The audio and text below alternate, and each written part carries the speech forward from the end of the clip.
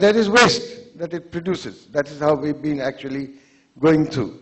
Now the point is that a great example is the Indus Water Treaty with Pakistan. 3 northern rivers to Pakistan, all the flow, the 3 southern rivers to India.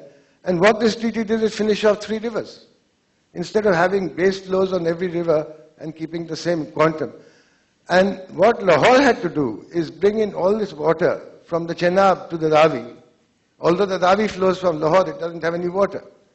And what happened as a consequence of this river linking by canals is that half the groundwater in that area now is saline, because it went through this area and it seeped into the groundwater, carrying the salt with it. So science at the moment is a very imperfect instrument. And the question is that what science people in science know, they know a lot and they've done a lot of things, that's obvious. But what they don't know is much, much more. In the matrix of life on this planet, what you don't know is infinitely larger than what we know. So what I'm saying is that there has to be a principle while you're discussing all this. And the principle that at least I subscribe to is that your intervention has to be non-invasive, as non-invasive as possible. Because nature knows best. And the question is, we have tried to, and with marginal success, to see how you can set limits to this non-invasiveness. Like you take run-of-the-river projects, perhaps you can discuss that it's more non-invasive than building a dam. So these are some of the questions, I think, and principles that I think I would like the people to comment on. No, I have not really understood the import of his question. To be honest, probably, well, I do not know, but I have not understood how can I answer it. I think you kept your mouthpiece very close to your mouth, so the voice was rather muffled. Can you just, in one sentence, repeat it? Question. What's the question? What is the exact question? Okay, no comments. I'll keep it. Is this okay? Now it looks like, yes. Okay, my first question was that there's so much general degradation of all the hillsides coming from roads, dams, development, that the siltation is a huge problem even without dams, and that a huge amount of ecological... I'll answer this. That's the first question. Yes. Answer itself. Yes, you see, what you are saying is this. When I was at Tehri, at the very initial stage, planning stage, even before starting the diversion tunnels, Mr. Bahuguna, who is now known as this thing, he used to come to my house and say, Mr. Bajpayee, can you see that this dam is built very early so that so much prosperity comes to the area? Apart from that, he said, you see the condition of these hills. I took him for 2 days consecutively, and I said, we have not even started anything. Why this forest denudation? Now this comes to a very, very basic question. We have been talking of the Aviral Dhara of Ganga and everything. Everybody appreciates it. But the point is this, when we talk of this, we immediately imagine a time which was about 50 to 60, 70 years back.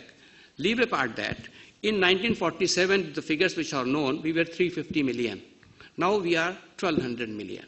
Now all these people have to be sustained from the only natural resources which are available. Now this has happened in the forest also. Earlier, there was a social, the ladies used to go to the forest and only pick up the twigs which has fallen from the tree. Now then the population increased, the fuel requirements increased, they started cutting the trees. So all the denudation was number 1 because of this. Number 2, say the kingdom which was owning those forests, they indiscriminately cut the forest, sold that forest wealth and purchased so many other things without doing any compensatory forestation. And deforestation in turn resulted in soil erosion and the consequent siltation in the river. This is a thing which is different. No, my question is, if we do hydropower... No, I'm just saying, the answer I want is, if we do hydropower, we are going to do much more ecological damage. Can we do it at this stage? Because without that, the rivers have enough problems. Yes. That's the question. I think your point is well taken. I think the point is that apart from the direct damages from these hydropower projects, there are many other processes which are natural as well as the other anthropogenic activities like road construction. They're also damaging the whole system, particularly in terms of the sediment fluxes and the sediment dynamics. So yes, that point is very well taken. Yes, Professor Tare has a question. Yeah. I have my question to Mr. Goel and Anish. Suppose if this constraint is put that the river bed connectivity has to be maintained, right, and the environmental flow has to be released into the river, what will be the fate of hydropower projects in the country, particularly in the Ganga Valley? Will they completely be stopped? No project will go through? Okay? If we put this constraint that no river bed, part of the river, the longitudinal connectivity of the river has to be maintained and the environmental flow should be there in the river, what will be the fate of the hydropower projects in the Ganga basin? Will they completely go away or there will be some other scenario that can be generated? I don't think so. I'll give you a practical example. When we talk of longitudinal continuity, I'll again cite Karchomang too, where we are releasing 15% of the minimum flows from December to February, all the time in the year. And in the monsoon, we have a lot of water. There is no problem in those 4 months. June, July, August, September, we have more water than anybody can utilize, and the river is always full with water. In the rest 8 months, we are releasing minimum flows all the time to have the longitudinal connectivity, and the project loss, generation loss, is about 5% energy which we have got extra if we have not made any releases. So that is the kind of compensation we have to do from all these projects. And in my own opinion, What do we do with the barrier? There is no connectivity. Longitudinal connectivity is lost. no, the water flows through the barrier. The water flows through the barrier. The barrier has to be there. The water will flow through the barrier. There is no other way. There is no other way. We have, if you want to look at the arrangement what we have provided in Karcham Dam, we have put the pipes and the water is released through those pipes. So that kind of, you cannot have a river continuing like that without a barrier. You just cannot have. You have to have these kind of adjustments. If you want development, you have to have adjustments. I cite a simple example. If you want a 40-story building, if you want an 8-lane expressway, you have to spoil the environment. You cannot live in pristine conditions. Either you have laxity or you live in the pristine way. You cannot have both of all the words. So you have to have the, the adjustments to the extent. And all of us are here to find what are those adjustments so that you can have hydropower, you can have thermal power, you can have expressways, you can have more population, and everybody can live comfortably in a good for eternity way. You cannot say that we won't have hydropower, we won't have thermal power, we won't have expressways. We want to have all these things and at the same time good environment also. And it is possible. Okay. It's possible. Everything is possible. Okay. And everything is possible at reasonable cost. Thank you, Mr. Goel. Maybe the last question from Mr. Rajendra Singh. मैं इतना जानता हूं कि वो लोग जो नदी को जिंदा रखना चाहते हैं वो नदी के फ्लो को, इकोलॉजिकल फ्लो को और एनवायरमेंटल फ्लो को इंश्योर कर सकते हैं, बट अभी इंजीनियरों के दिमाग में ये आया नहीं है कि नदी को जिंदा रखना है. अभी मैं जानता हूं कि हमें हाइड्रो पावर चाहिए, हाइड्रो पावर के बिना इसमें बोल भी नहीं सकते, और कोई धर्म नहीं कहता कि भाई ये ग्लोबल वार्मिंग और क्लाइमेट चेंज चाहिए. सब ग्लोबल वार्मिंग को रोकना चाहते हैं, धरती का बुखार उतारना चाहते हैं, मौसम का मिजाज ठीक करना चाहते हैं, बट ये इंजीनियर जो हैं ये धरती को बुखार भी चढ़ाना चाहते हैं, मिजाज भी बिगाड़ना चाहते हैं, और फिर कहते हैं कि हम देखो हाइड्रो पावर दे रहे हैं. अरे भाई हाइड्रो पावर तो तुम दे दो. मेरे गांव का वो नाथू मीणा मुझे 20-30 साल पहले ये कह रहा था, राजेंद्र हमारे सूरज चोरी करे पानी की, सूरज की चोरी रोकनी है. अभी हम ये कह रहे हैं आप सब इंजीनियरों से कि भाई तुम इस नदी को जिंदा कर दो, गंगा को बहने दो, और इसका जो भी तरीका तुम्हें निकालना हो तरीका निकाल लो. उस अनपढ़ किसान ने 8,600 वर्ग किलोमीटर जमीन पर 7 नदियों को केवल सूरज की चोरी रोक के नदियों को जिंदा कर दिया. तुम अब सूरज की गर्मी देख लो, तुम्हारे पर बस की वो पकड़नी तो उसको पकड़ लो, और तुम्हें हाइड्रो पावर तो हम सब चाहते हैं, कौन कह रहा नहीं चाहते, पर हम हाइड्रो पावर की कीमत पर नदी को नहीं मारना चाहते, हम गंगा को नहीं मारने देंगे. तो आप इस गंगा को जिंदा रख सकें, इस गंगा को, उसका जो प्रवाह है, उसका जो नैसर्गिक फ्लो है, उसको जिंदा रखते हुए काम किया जा सकता है.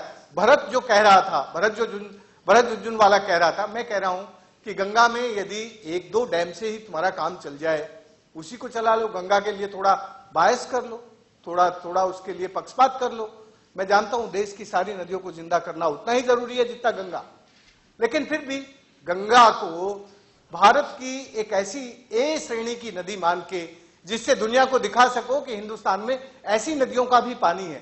तुम पूरी नदी को नहीं रख सकते तो थोड़ा सा हिस्सा रख लो, हिमालय का हिस्सा बचा लो। Thank you. I think the last question, I had a couple of hands here. Maybe here first and then, which one? Okay, I'll come back to you after this. Very, very short, please. Very short. We are running out of time now. There are a few things which also need to be considered. How the hydel project is operated. And that is what makes the difference. If you run it as a peaking station, you are running it for 4 to 5 hours and disturbing. No. We have covered this. Do you have any specific question to the panelist? Can we just have? Because that is what is to be considered. So the second question is of diversion through the tunnel and all, which has been discussed. So I wouldn't say anything. Now the alternative which was being said, that instead of this we should have something else like solar or so the question is the minor and micro hydel plus the solar should also be considered along with this, because you can't consider hydel projects or any other thing in isolation. Okay. Here so far everything is discussed in isolation and they are prepared in isolation without adding the cost of transmission and also the livelihood and the movement of sediment. If you have instead the smaller dams wherever possible, then you have the sediment problem reduced that can flow. The marine life can also continue and can be arranged easily. And the other part is the... Yeah, I think we have got your point. I think you don't have, it's a comment which we have already discussed. So if you can just stop here for, I have to I will stop really close this that session. is happening to me all the time. Yeah, thank you so much. I think the last question from the lady, only one lady which raised her hand, so I'll give her a preference. And maybe one more. Okay. Yeah. Okay, there are a few questions. The first one is that due to the nutrient load, dams are known to release methane. So they're in turn causing a lot of climate change. So, is that damage acceptable? The other one is that because we are totally stopping the run of the river, there is a mindset that is changing, and that is making the downstream users sort of challenge why my water is being stopped there, and if they are stopping my water, I will also stop the water that is being generated at my end, so that it doesn't go further downstream. The third thing is that again further to what Sir just said, maintenance of dams. The thing I would like to point out here is that most EIAs prescribe that a base flow needs to be released, and they are approved, but still they are not being done. And even simple things like sounding alarms before releasing water from a dam, even these sort of things are not being done, and they have repercussions. Okay. Thank you. Okay, the first question on nutrient supply and climate change, maybe you can answer that. I think there's no doubt that that is what is proven, that most of these water bodies are producing methane. But then again, is a question of the cost and benefit, that if you really want to have, only thing you can do is that you can control the influx of the nutrients. That is possible. There is something which can be done, but then the eutrophication and those other issues, they can be reduced but not totally stopped. The other part which you are mentioning about the projects, the water is being, in the case of run-of-the-river schemes, is only being diverted. So there's some stretches which are devoid of water, and that too only during the time when the flow is small, when the flow is low. Most of the flow is going to be going through those sections also when the flow is higher. Most of the, at least 8 months of the time. The question which we are debating